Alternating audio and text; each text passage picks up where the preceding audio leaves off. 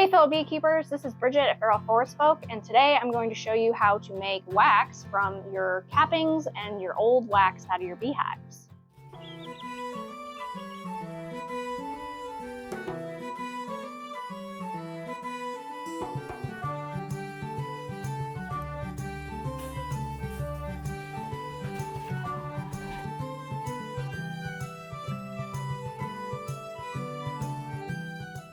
So this is the wax that we are going to be rendering down today. This is from the hive we lost. As you can see, there's definitely some old comb here. It's very dark, but the method I like to use is gonna make it pretty easy to be able to render it down to a nice clear yellow color.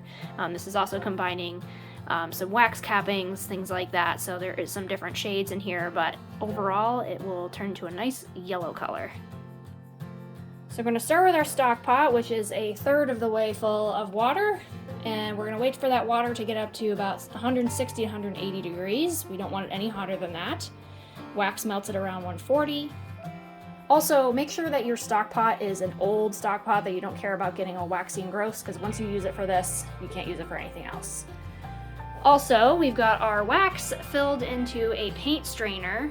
This paint strainer saves a lot of time and a lot of energy.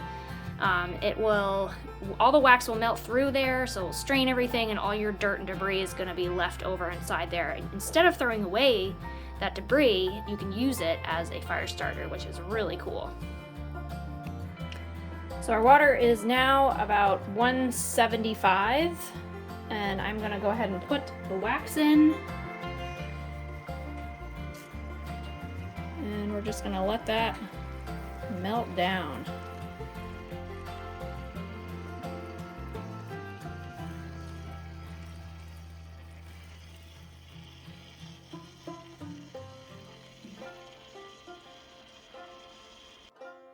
So as you can see here, this is all the debris left over from that was in that bag, and it's literally just dirt and dead bees and all sorts of just stuff that the bees have brought in.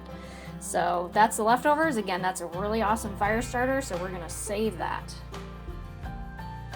All right, so we're done melting down the wax and it's strained inside this pot. We're gonna let it sit for a few hours until it's cooled down, and all the wax is going to surface to the top.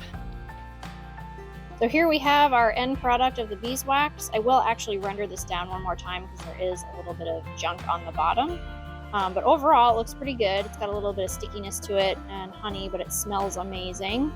It did actually float to the top of the stock pot and was a big disc, but I just took it out and broke it up because I'm going to be putting it back in this bag and rendering it down one more time. If you enjoyed this video, we would so appreciate it if you hit that like button and subscribed. You can also find links to the equipment we used in the description below. Thanks so much for stopping by, and stay feral.